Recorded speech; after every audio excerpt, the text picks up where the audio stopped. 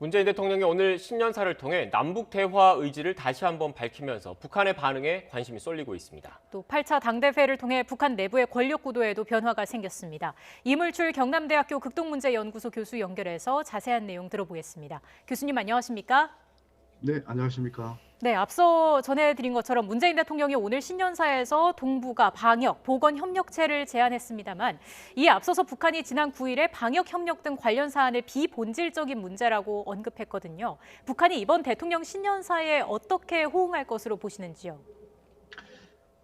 북한의 그 김정은 이제 그 총비서죠. 당 위원장이 아니라 이제 총비서인데, 김정은 당 총비서는 우리 문재인 대통령의 그 남북관계 개선에 대한 진정성은 평가하지만 남북관계 그동안에 남북 간에 합의된 그 합의들을 제대로 이행하는 집행력을 지금 보여주지 못하고 있다. 이렇게 이제 문제 제기를 해왔거든요.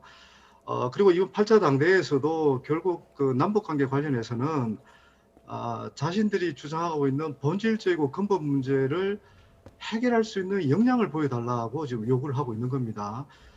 그런 맥락에서 그 보건협력이라든지 방역협력 또 개별 관광 이런 부분들을 당장 수용할 가능성은 매우 낮다고 이제 볼 수 있고요.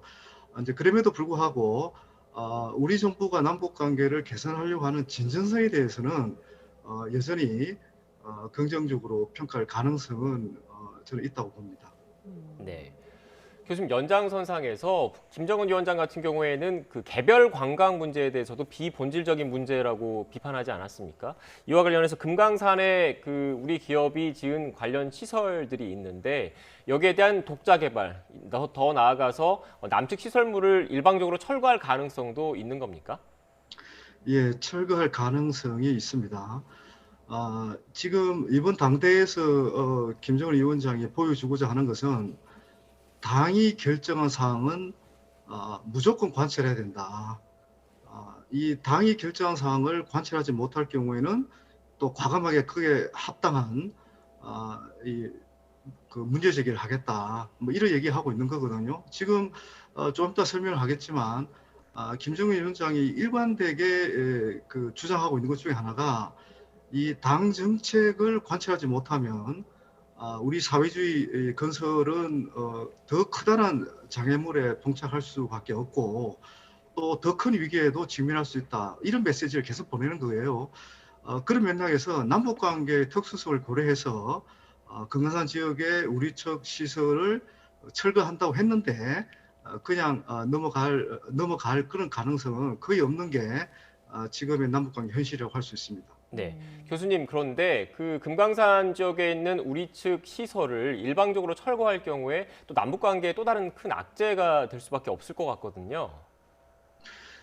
지금 북한 입장에서는 남북 관계의 파국은 바라지 않지만 우리 정부가 남북 관계를 급진전시킬 수 있는 이 본질적인 문제에 대한 해결을 이 강력한 의지와 행동을 보여주지 않으면 이 남북관계의 이 파국도 불가피하다 이런 인식을 갖고 있는 것 같아요.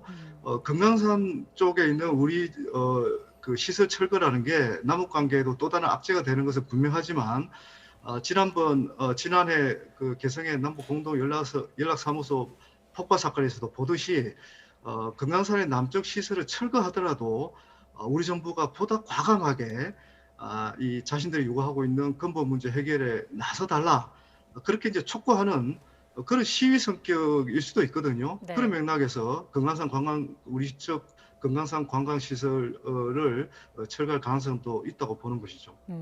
교수님, 지금 뭐 보건 경제 분야뿐만 아니라 무력 압박 수위도 높이고 있는 상황인데 앞서 저희 기자가 전해드린 것처럼 어젯밤 늦게 김일성 광장에서 열병식 정황이 포착됐습니다. 8차 당대회가 종료됐는지는 확인이 되지 않고 있는 상황입니다만 본 행사였을 가능성은 어느 정도라고 보시는지요? 저는 예행 연습일 가능성보다는 본행사일 가능성이 더 높다 이렇게 봅니다. 네. 물론 예를 들면 본행사를 한다면 아마 오늘 밤이나 내일 정도 예상할 수 있는데 기본적으로 지난해 10월 10일 당 창건 75주년 열병식 때 웬만한 신형 무기들은 다 보여줬다고 저는 생각하고 있습니다. 지금 이번 당대에서 청와보고에서 얘기했던 뭐 핵 잠수함이라든지 극초음속 뭐 항공기라든지 이런 부분들은 지금 설계 단계 또 지금 시험 그러니까 어떻게 보면 연구 개발 단계에 있다고 지금 계속 얘기를 하고 있기 때문에 지난해 열병식 때 웬만한 첨단 무기, 신형 무기는 다 보여준 게 아닌가 이렇게 보여지고요. 네. 다만 이번에 실시한 열병식은 이번 당대에서 군사력, 특히 국방력 강화를 또 특별히 강조를 했기 때문에 그 내부적으로 이 자신들의 국방력을 더 강화시키는 일종의 뭐 골기대라 그럴까요? 그런 어떤 내부용일 가능성도 저는 있다고 봅니다. 물론 대외적으로 신형 무기라든지 첨단 무기를 또 보여줄 수 있는데 그걸 보여주기 위해서는 지금까지 준비하고 있는 그런 동향으로 봐서는 저는 적어도 지난해 10월 10일 당 창건 기념 열병식 수준은 아닐 거다. 일단 이렇게 예상을 해봅니다. 네. 이번 열병식이 본 행사였다고 하더라도 무기 자체가 완전히 새로운 무기가 공개되지 않았을 것이다라는 말씀이셨던 것 같은데 어떻게 보면 핵심적인 질문일 것 같습니다. 앞서 북한 측이 우리 정부와 미국 정부를 향해서 지속적으로 압박 수위를 높였고 너네들이 어떻게 행동하느냐에 따라서 우리도 이렇게 행동하겠다 이런 입장을 사실상 쉽게 얘기해서 표현을 한 거지 않습니까? 앞으로 남북 관계 그리고 북미 관계 어떻게 진전될 것으로 보십니까? 지금 김정은 당 총비서는 대미 관계 또는 대남 관계가 단기간에 개선될 것으로 판단하지는 않는 것 같습니다. 물론 지금 자신이 계속 요구하고 있는 대북 적대시 정책이 철회가 되면 이 대미 관계 또 남북 관계가 급진절될 그런 계기가 될 수도 있지만 현실적으로 우리 정부라든지 또는 미국의 바이든 신행정부가 이 김정은 총비서가 요구하는 대북 적대시 정책을 처리하기가 쉽지가 않잖아요. 그런 맥락에서 이 북미 관계, 남북 관계 경색은 당분간 지속될 수밖에 없다. 이렇게 북한도 그렇게 판단하고 있는 것 같아요.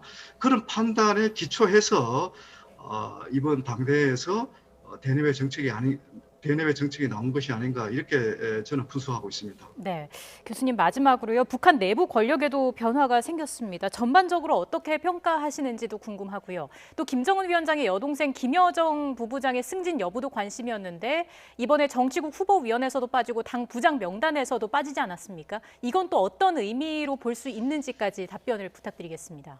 지금 이번 8차 당대에서 북한이 보여주고자 하는 것이 사회주의 건설의 새로운 도약의 어떤 계기를 만들겠다. 그게 이제 사회주의 건설의 핵심이 결국 이제 국방 건설과 경제 건설을 할 수 있고 이 국방 건설과 경제 건설을 위해서는 당을 획기적으로 강화시켜야 된다. 이런 판단을 하는 거죠. 그러면서 이제 비서제라는 제도를 또 도입을 했고 그러면서 과감한 세대 교체를 통해서 이번 당대에서 결정한 사항을 반드시 관철시키는 그런 의지를 보여주는 그런 측면이 있고요.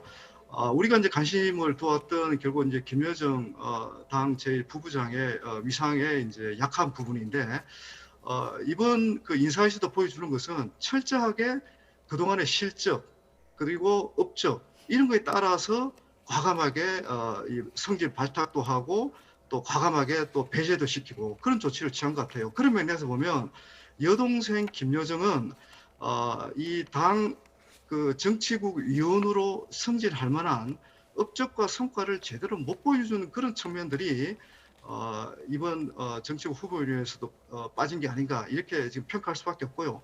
근데 그럼에도 불구하고 김여정 여동생 김여정 당 제1부부장은 어떻든 백두혈통이고 또 당 중앙위 또 위원으로서는 지금 올라가 있기 때문에 언제든 복귀할 가능성은 또 있다고 보여지는 것이고요. 다만 이제 어떤 역할을 맡겨서 성과와 업적을 내게 만드느냐 이런 부분들이 우리가 관찰할 가장 중요한 포인트라고 볼 수 있습니다. 네, 알겠습니다. 지금까지 이물출 경남대학교 국동문제연구소 교수와 함께 남북관계에 대한 이야기 나눴습니다. 교수님 오늘 말씀 고맙습니다. 예, 감사합니다.